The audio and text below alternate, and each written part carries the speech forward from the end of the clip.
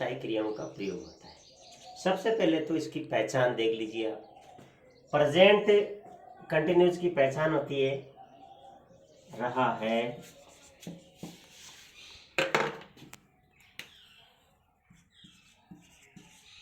रही है और रहे हैं,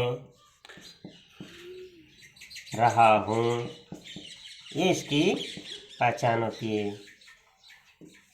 अब देखिए पास्ट की क्या पहचान होती है। रहा तो पास्ट में भी आएगा, है की जगह था या थे। जैसे रहा, था, रही थी और रहे थे, ये पहचान है पास्ट कंटिन्यूस की। तो दोनों में तुलनात्मक अंतर देखना है। इसमें भी रहा है, यहाँ भी रहा है। यहाँ है तो यहाँ था। रहा है, रहा था। रही है, रही थी। रहे हैं, रहे थे। ये इसमें अंतर है। तो ये हुई पहचान। पहचान के बाद में आपको ये बता दूं कि इसके अंदर सही क्रिया का प्रयोग होता है कर्ता के बाद और क्रिया से पहले। क्रिया से पहले इसमें सही क्रिया का प्रयोग होगा।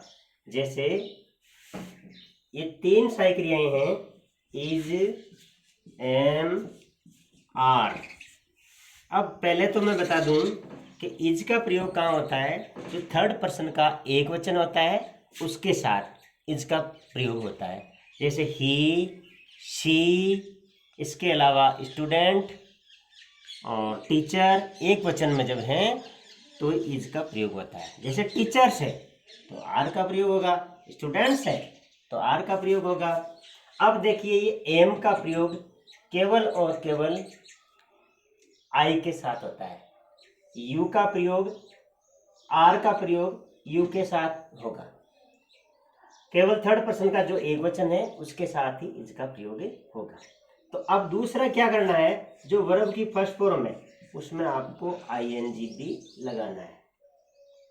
अब इसको यहां देखिए, ये तो हो गया प्रेजेंट कंटिन्यूस का। अब है पास्ट में क्या होगा। पास्ट में जो सहायक क्रिया है वो वाज या वर आएगी। तो वाज का प्रयोग थर्ड पर्सन के एक वचन के साथ और आई के साथ, इन दो के साथ तो आएगी वाज, सहायक क्रिया वाज का प्रयोग, और बाकी सब के साथ वर का प्रयोग होगा।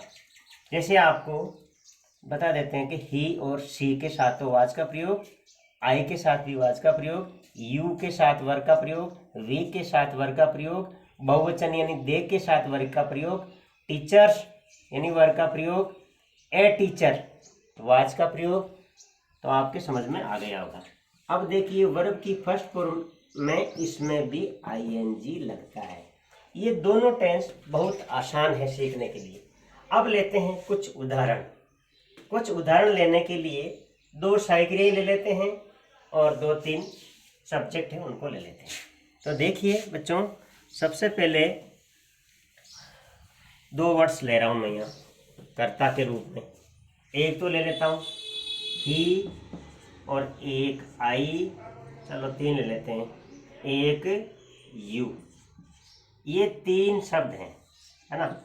इनको लेंगे इधर, यहाँ गो और ईट, दो सहायक क्रियाओं को या दो क्रियाओं को ले लेंगे, है ना। सहायक क्रिया तो इनके बीच में लगेगी।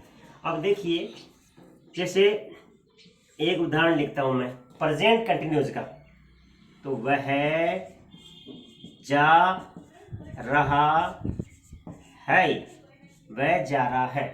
तो इसकी अंग्रेजी कैसे बनेगी। वह को बोलते हैं पुल्लिंग में ही। अब आपको बताइए, जब ही, शी, नेम एक वचन में आता है तो सहायक क्रिया इज का प्रयोग होता है। थर्ड पर्सन का एक वचन है ही इज। गो यानी जाना होता है, रहा है बनाना है, आईएनजी जोड़ना है ना। तो ही इज गोइंग, ये आपके बन गया वाक्य। अब इसी के तुलनात्मक इस पास्ट में भी यही वाक्य लिख देते हैं, वह जा रहा था। तो बच्चों यहाँ आपको देखना क्या है, यहाँ पर तो है रहा है, यहाँ है जा रहा था। इतना ही अंतर है, बाकी एक जैसा वाक्य है। तो इससे आपको पहचान हो रही है कि पास्ट कंटिन्यूस का वाक्य है। तो अब यहाँ देखिए ही और रहा था, यानी सहायी क्रिया वाज का प्रयोग होगा। ही वाज गोइंग, वह जा रहा था। हो गया ना। अब दूसरा और वाक्य ले लेते हैं आई से संबंधित। जैसे मैं खा रहा हूँ, खा रहा हूँ। छोटे छोटे वाक्य लिखा रहा हूँ आपको। तो I am eating, I am eating.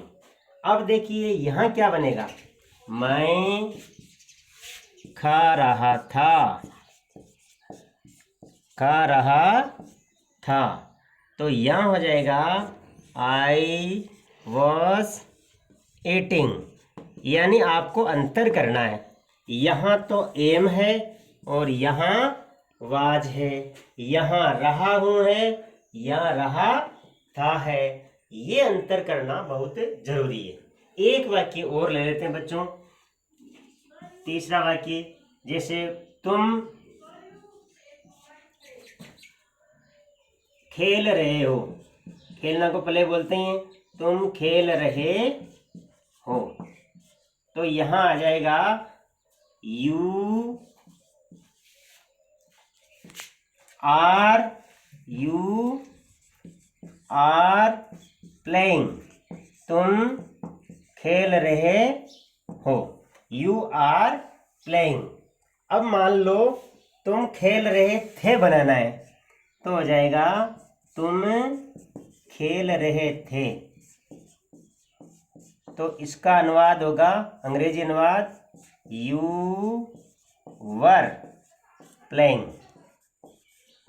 आज बच्चों हम इतना ही पढ़ेंगे। कल आगे और जानकारी आपको टेंस की दी जाएगी। धन्यवाद।